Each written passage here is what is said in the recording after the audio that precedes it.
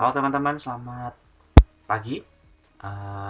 Kembali di DST kali ini untuk episode 76.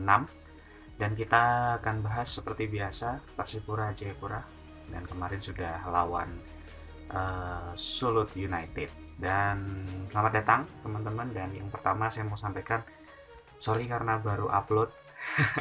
Karena kemarin susah cari videonya untuk nonton, dan akhirnya saya harus menunggu sampai selesai pertandingan dulu, kemudian cari cuplikan-cuplikan pertandingannya juga, terus kemudian lihat ada beberapa live score, dan juga ada beberapa supporter dari Sulut United yang live, walaupun sulit banget untuk melihatnya, tapi sedikit banyak dapat informasi soal ininya lah, pertandingannya gitu ya.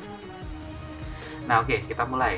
Hasil 0-0 kembali, hasil imbang ketiga kita di pertandingan Liga 2, Pegadaian Liga 2, dan kali ini kita ambil poin atau berhasil ambil poin dari kandang Sulut United.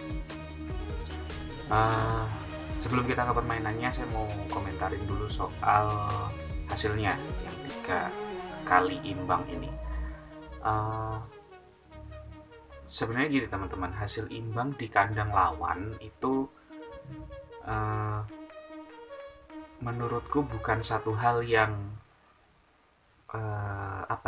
dengan ambisi Persipura yang pengen lolos ke Liga 1, hasil imbang di kandang lawan itu oke, bisa disyukuri, tapi tidak bisa terus-terusan terjadi gitu.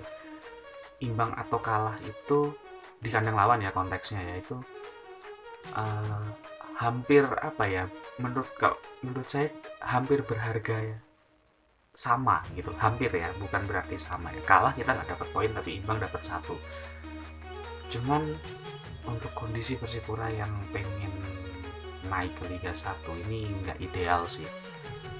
Kita punya beberapa kali pertandingan kandang, anggap saja semuanya imbang, apakah juga akan membantu gitu. Dan kemarin kita sempat imbang malah di kandang sendiri. Nah itu kan agak PR ya kalau harus diteruskan gitu.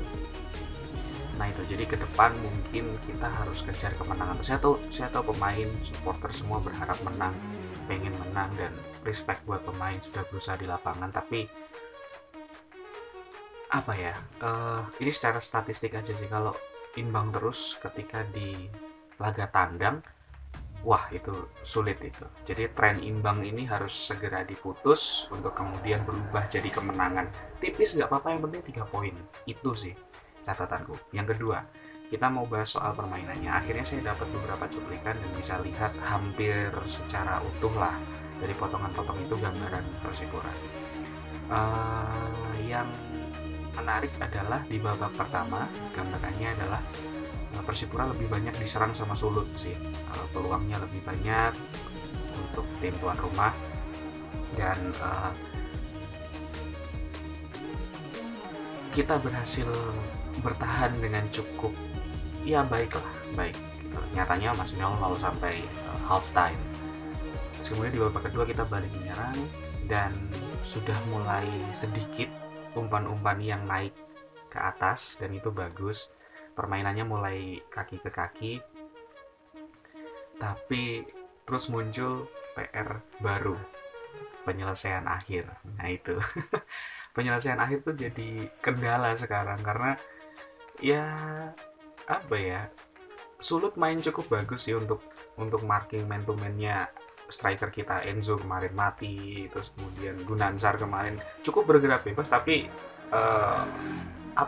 tidak menemukan ruang yang bagus untuk shooting gitu ya. Elisa Basna juga itu, kalau itu sudah cenderung ke kreativitas lini serang dan lini kedua sih, gelandang serang sih. Artinya kalaupun kemudian buntu harus dicari solusinya. Dan yang ketiga, kita benar-benar butuh pemain tengah teman-teman, pemain tengah dan satu pemain depan yang flamboyan, pemain depan yang bisa bergerak lincah dan lebih fleksibel gitu. Karena Enzo tipe target man, Gunanzar tipe yang pelayan, begitu ya. Dia akan crossing, dia akan menusuk kemudian mengumpan.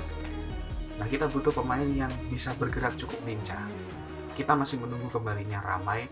Mungkin kalau ada satu pemain lagi yang bisa jadi opsi, mungkin manajemen bisa cari di jeda paruh pertama dan paruh kedua musim. Itu wajib banget dicari sih. Terus kemudian pemain tengah, holding midfielder masih jadi PR sih. Dari tengah ke belakang atau back ke gelandang tengah tuh masih sudah cukup rapat, tapi masih sesekali belum ada pemain yang kuat dalam mempertahankan bola. Bukan motong bola ya, motong bolanya sih sudah bagus ya, merebut bolanya udah oke. Holding the ball yang susah, holding the ball. Jadi ada pemain yang dia akan tahan itu, dia tahu kapan harus main cepat, dia tahu kapan harus di hold dulu, dia tahu kapan bola harus mengalir secara kuat ke depan, mau dibuang ke sayap atau ke depan langsung atau ditarik dulu ke belakang. Nah, itu yang belum punya Persipura. Teman-teman kalau pengen bayangin pemain yang holding itu atau jangkar tuh kayak Sergio Busquets-nya Barcelona. Imbang. Dulu kita punya siapa ya kalau di Persipura ya? Manuel Wanggai itu agak berbeda sih tipenya, tapi Manuel Wanggai memang punya Edward Ifak Dalam, kakak Edu. Itu holding midfielder tapi juga dia kuat kalau mau ke depan gitu. Jadi mirip lah perannya sama Sergio Busquets di Barcelona. Nah, itu yang pemainnya kita butuh. Dan satu striker flamboyan. Well, hasil 1-1 sudah kita dapat. Semoga sih ke depan bisa lebih baik ya.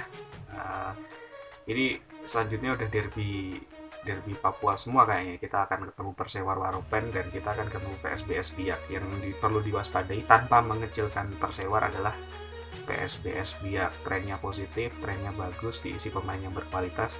Ada potensi kita akan kesulitan, walaupun saya nggak mau bilang kalah, tapi kita stop lah hasil imbang. Akan memberatkan langkah kita ke depannya. Begitu teman-teman, ada highlight sedikit di belakang, kualitasnya tidak terlalu bagus, tapi silahkan disaksikan, semoga bisa mengobati kerinduan yang kemarin gak bisa nonton. Terima kasih, ciao, selamat pagi, siang, sore, salam merah hitam, salam Persipura Jayapura.